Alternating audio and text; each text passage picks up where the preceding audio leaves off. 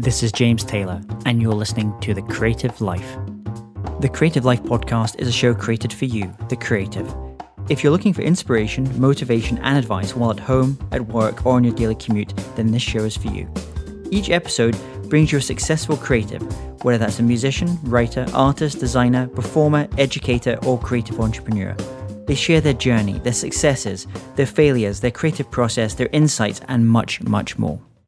In this episode, I talked with Nashville-based singer-songwriter Kira Small, and we discussed The Artist's Way by Julia Cameron and the importance of morning pages, why sometimes you just want a good old breakup record, overcoming your fears of success, writing for the row, and how to run a music crowdfunding campaign.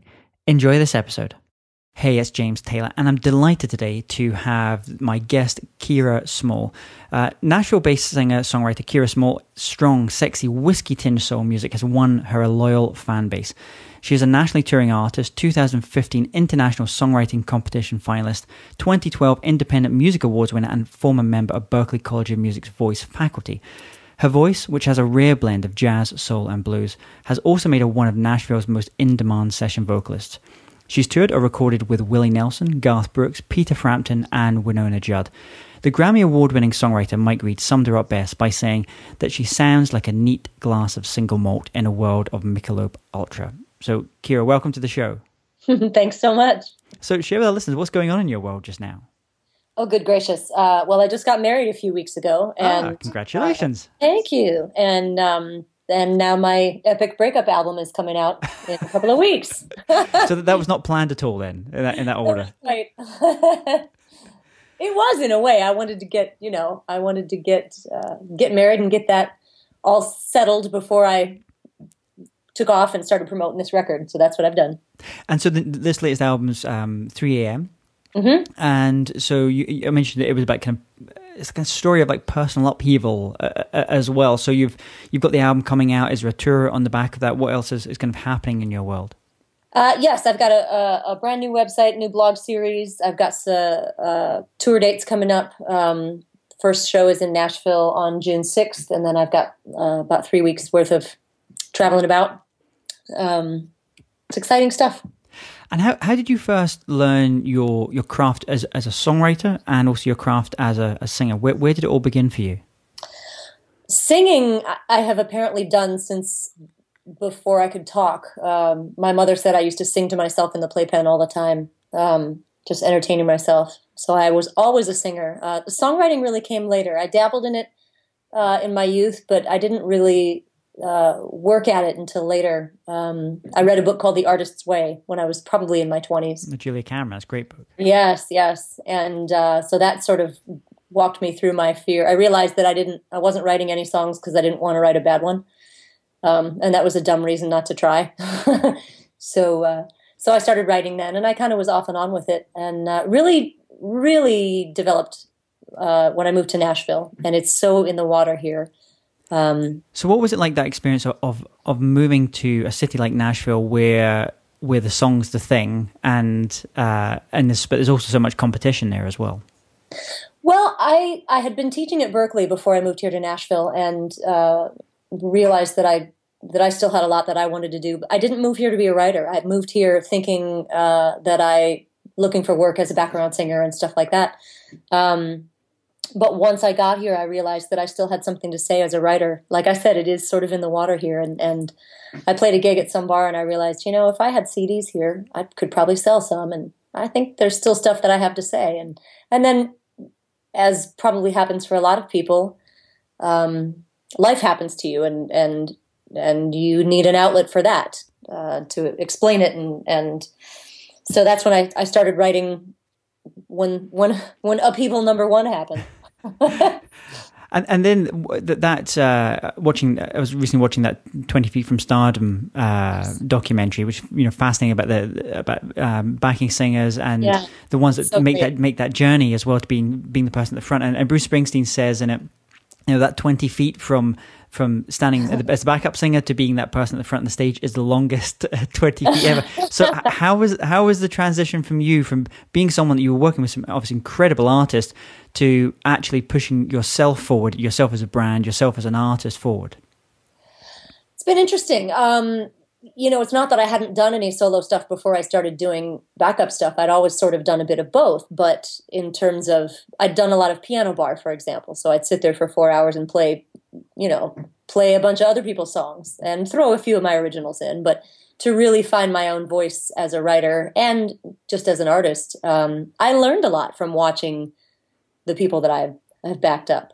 They know who they are. And as a session singer, I have the advantage of a very flexible sound, and I can sound a lot of different ways. But that was a bit more of a challenge, like which one of these voices is really mine as an artist. How did you go about then finding that? Because as you say, that's something that's often thrown at not just session singers, but also session musicians, other musicians as well, where they're so good at sounding like exactly what you need to them sound like on the session, that they kind of lose their own voice because it's buried amongst. So how did you kind of unearth all that? Yeah, it's a bit of a double-edged sword. I tell you what, when I made my first record, a friend of mine who ended up producing my next two records came to the record release show, and that first record was a mix of sort of jazz and blues and soul and country and whatever. And he said, you were great at all that stuff, but there was one song that was a little bit more R&B flavored. He said, you went someplace else on that one. I'd like to see you explore that. And it surprised the heck out of me when he said it, but as soon as I started exploring that, I was like, oh, there it is. There it is. And it's just felt more and more like home ever since. And I couldn't help but notice there's also a very strong whiskey theme going through everything on this. I noticed it in terms of the quotes, in terms of the kind of biography about yourself as well. Yeah. Even in the artwork, there's that kind of feel. Is that something that was very conscious or yes? So tell me, how was that arrived at? Well, I'm a whiskey girl. I'm not ashamed to admit it. Rather proud to admit it. And I'm speaking to you today from the home of whiskey, from Scotland. So there's a connection there. Lovely. I've been to Islay. I can say that when I great whiskey. Yeah. Yes, drink my Lafroig. Say I've been there. But this is a breakup record, and some people do yoga through their breakups. I drank whiskey through mine, and wrote a lot of songs, and wrote a lot of them at 3 a.m. or I tell you what, I journaled a lot.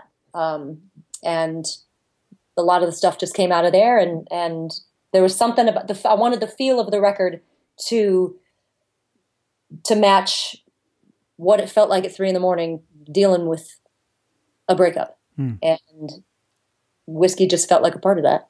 And so were you kind of doing the kind of Julia Cameron morning pages thing, or was it actually early morning pages? It was whenever I didn't know what else to do with myself pages. I do write every morning, journal wise, and it used to be. It started with Julia's morning pages, which I thought was brilliant, and it's morphed into whatever it is now. But when I'm really struggling with something, I write more. Journal wise and song wise too, usually. But so once you have a kernel there of an idea, how do you go about as a songwriter starting to work the idea up and develop the idea? I don't have a particular method. Usually something will stand out, a line or a feeling. Sometimes an obvious line jumps out in my journal, and I'll just underline it and go, "Holy crap! I need to go back and circle that one, come back to that later." I'll walk around with it, see if, try to sing it, find the music to match it. Usually the lyrics come first, and then I'll sit at the keyboard, and some of them come easily, some of them come kicking and screaming, but I usually find them. and you talked on one of the songs, which I suggest people go and check out as well. It's actually not on the album, on this album, it's on the previous album. I Will Raise My Voice, and there's a beautiful line in there. Was I was not born to disappear. It was a really lovely line. So it kind of, thank you. I mean, talk about that the writing of that as an example. Where was the kernel of the idea? How did you go at developing? Because it's actually a very complex song, both lyrically and also what's musically. Obviously, it sounds like it's just a regular kind of gospel type of feel, but there's actually a lot going on in there. There's a lot of artistry going on in there. Thank you. That one came about that's just me working through my own insecurities, and I think probably fear of success. Fear of speaking up in a crowd, or even if in an intimate conversation when somebody says something and my gut's saying, I don't know about that, but I don't want to rock a boat. And I learned to do that. I learned I needed to do that. I needed to speak up, and my gut was usually right. But it took some doing. And what I always say is I wrote that song because I needed to hear it. And I keep singing it. To remind yourself. Reminding me, exactly. It gets easier to do that as you get older, but you know. and as a creative person, as a songwriter as well, what would you say are some of what's your biggest strength and your greatest weakness? I would probably say my weakness would be I don't have the discipline that I see in other writers. I have had it at some points. I go through periods where I'm very disciplined about it, about writing every day or blocking off time or something like that. And I know that the results tend to be better. But I think my natural process is just I remember that same producer said to me years ago, he said, bless your heart, you just can't help but write what you know and what you're going through. And so I trust it to come out how it needs to. And I suppose that'd be my strength, is that it does come out pretty authentically. I've learned to do that more, to tell more truth and be less clever. And I would imagine in a city like Nashville, where there's so many kind of songwriters, and it can often sound a little bit like they're writing to a formula in some ways. Sure. That authenticity kind of sings through, because it's something that you haven't written in a in a kind of I'm saying Carole King's, but not authentic, but in a way that's just a kind of regular, repeated type of thing. It's you have a lot of inspiration kind of taking you there as well. Absolutely. I mean, there's a thing that people speak about here called writing for the row, which is writing, attempting to write stuff that can get pitched on Music Row and hopefully picked up by one of the country radio acts. And that there's a whole world of folks doing that here, and that is what it is. There's an amazing craft that happens with that. And there's a whole other world of us, most of us on the other side of the river here in East Nashville, who are really performing artists and songwriters, and we're writing for ourselves as opposed to writing for other people. And Nashville is so rich in talent and creativity and inspiration. And there's so many different scenes going on. It's really quite amazing. It surprises a lot of people who just think that it's boots and country songs. and so I know so many musicians also use it as their base, their home, from which they kind of go out and tour nationally, internationally as well, and then they come back, and some people are actually surprised when, I didn't realize that he's in town as well, and this person is lives in the next block. Yeah. We saw Brittany from Alabama Shakes at the ice cream shop down the corner the other day, and we had a friend in from out of town, and she looked at me and kind of pointed and went, "Is that?" And I was like, "Yeah." It's a small world. Oh yeah. And can you tell us about a time where you worked on a project, you gave it your heart and your soul, and for whatever reason it just didn't work out like you'd hoped? And more importantly, what were the lessons that you took away from that experience? Oh, brother. That's a hard one. I don't have... I'd say, I haven't had a big crash and burn like that. I mean, I've made records... here's an interesting one. I had an idea to get one of my songs to Oprah Winfrey. And so I sent a bunch of emails out to my friends saying, hey, if anybody has any connections, I think it'd be great. I wanted to get I Will Raise My Voice to Oprah Winfrey. I thought that'd be brilliant. And someone said, no, we've got to do this on CD. I want to mail CDs. And I'm thinking, I just want to email the damn thing. My gut was telling me the way to go, but I didn't speak up. And a few months later, poof, her show went off the air. She started a new network, but the show went off the air. And I missed that boat, and I always regretted that, because that was, my gut told me what the right thing was to do, and I didn't follow it. I was trying to be nice and not rock a boat. hopefully, because it's such a classic song that you've written there as well. The next generation of Oprahs, the Marie Forleos and all those folks. Hopefully, they'll be playing at on their TV shows and on their big events. Tell us about, in this creative journey you've had, any insights or light bulb moments, maybe a point in your life where you went, oh, okay, this is maybe a direction I need to go with my career or my music, or this is something important I need to focus on? I think the first time I heard someone thank me for a song that I'd played and say, wow, I really needed to hear that. You spoke to something, you put words to something that I didn't have words for. Thank you. That, boom, man, that's amazing. As an artist, as a writer, that really told me, okay, I'm doing what I need to be doing. Even when it scares me, and even when I think that everything that I write is shit, it's not, and it's going to move someone. So keep doing it and keep pushing past that fear. And then, so when did that happen? Was it kind of early on in your kind of songwriting career, or it kind of gave you that initial kind of little boost to say, okay, keep going? Or did it take a little while? You were kind of writing songs, not really getting anything, and then something like that happened that kind of validates what you were doing?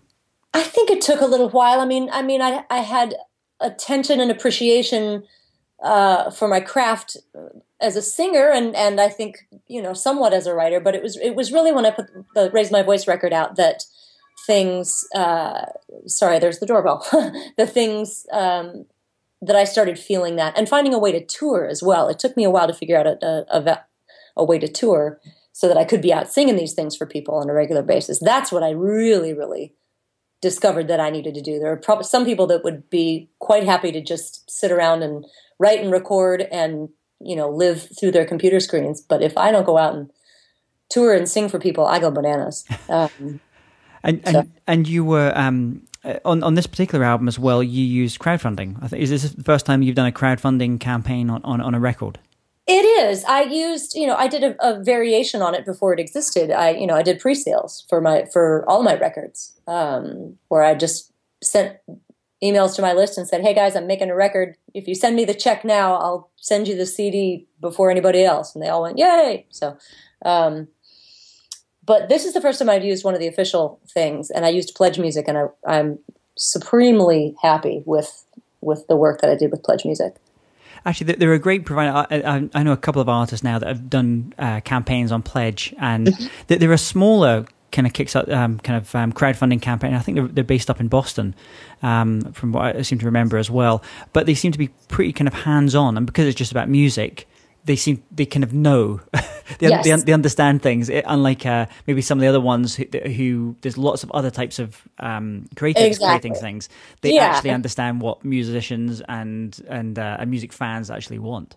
Exactly, and it was started expressly for crowdfunding, just for musicians. And I interviewed, I read a lot of stuff I could find on the internet, and I talked to a bunch of friends that had used different ones. And I had a friend who'd done one with Kickstarter and one with Pledge, and there are pros and cons to both of them. But what she said, the thing that I noticed that appealed to me the most about PledgeMusic is the level of support. And I had someone from Pledge there with me from day one that I could talk to and ask questions, and she helped me set up, figure out the goal amounts that made sense based on my metrics and all this kind of stuff. And okay, you've got too many things that are a small dollar amount, and you need something that's a bigger dollar amount, whatever, all those kinds of things.